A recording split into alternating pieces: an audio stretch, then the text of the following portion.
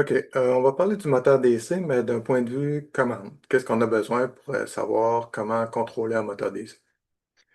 Euh, Ici, j'en ai démonté un, donc on peut voir un peu à l'intérieur comment c'est fait. Ici, j'ai le collecteur. Ici, on a les bobines. Puis, on a du fer ici pour concentrer le champ magnétique. Dans l'autre partie, ici, à l'intérieur, on a deux aimants. Puis, on a le tour ici en fer. Puis les deux aimants donnent un champ magnétique, un peu comme sur mon dessin ici, du nord vers le sud. OK? Donc, on a un champ magnétique qui traverse ici euh, la partie rotor du moteur. Puis évidemment, les lignes de champ magnétique sont fermées. Ils doivent revenir par quelque part, donc ils reviennent par la partie en fer autour du moteur. Donc, les lignes de champ magnétique traversent le rotor et reviennent par le stator. Donc, ça implique deux phénomènes physiques.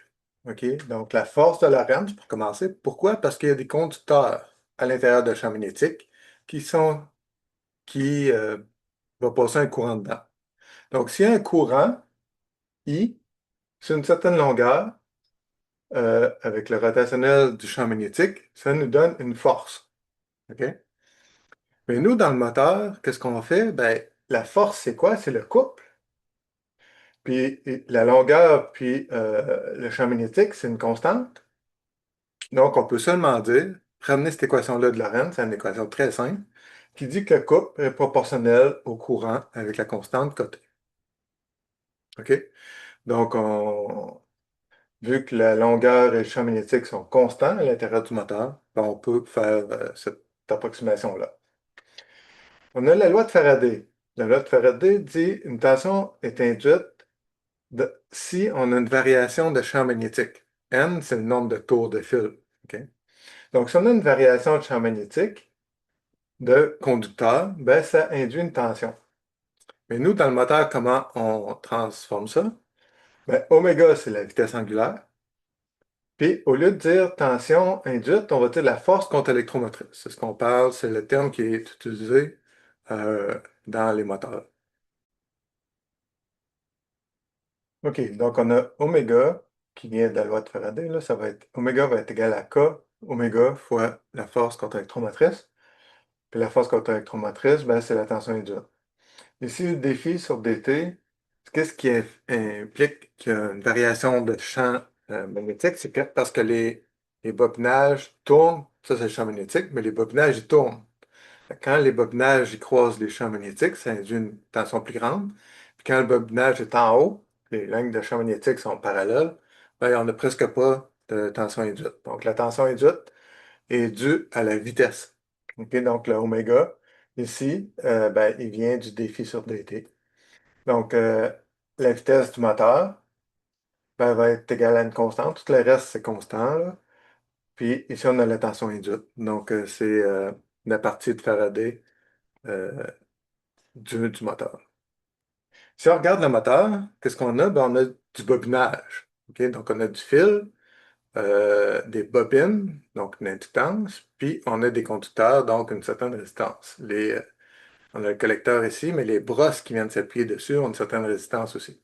OK? Donc, le modèle du moteur, on peut dire, ben, on a une résistance, une inductance, puis une force contre-électromotrice qui, elle, ben, est proportionnelle à la vitesse. Cool. Donc, si j'applique une tension sur mon moteur, il va y avoir un courant dans mon moteur. OK? Donc, on écrit l'équation ici. La tension du moteur, ben, c'est la force contre l'électromotrice, plus la tension au bord de la résistance, plus la tension au bord de l'inductance. OK? Donc, ça va pour ça. Ici, ben, on pourra en tenir compte, mais souvent l'inductance est quand même très faible. Ou en régime permanent, ben, le courant ne varie plus. Donc, on peut négliger ce terme-là. Donc, on retrouve avec la tension du moteur qui va être égale à oméga sur kW, puis R fois T. Donc, R fois I, mais I, c'est T sur côté. OK? Puis dans le système international, ce qu'il y a de le fun, c'est que K oméga est égal à 1 sur côté. Quand tu regardes les unités, euh, c'est les mêmes unités. OK? Donc, c'est la même chose. Donc, on a oméga qui va être égal à, si j'isole l'oméga.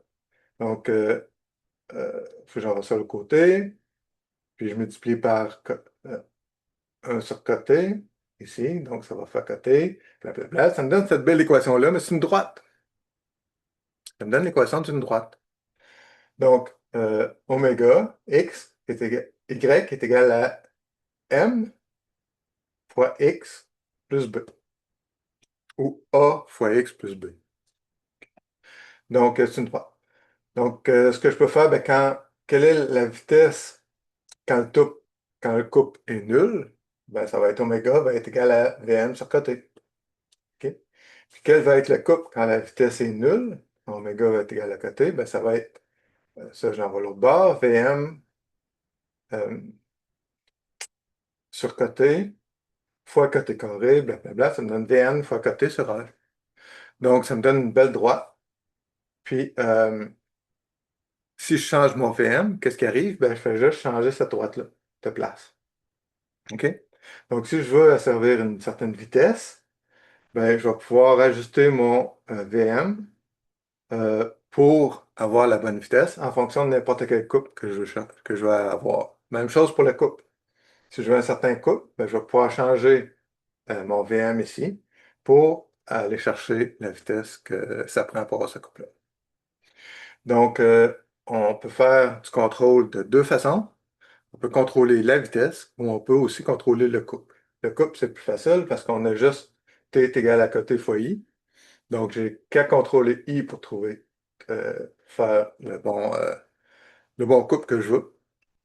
Par contre, pour la vitesse, ben, il faut que je tienne compte de mon VM et mon côté complet, là. Cool.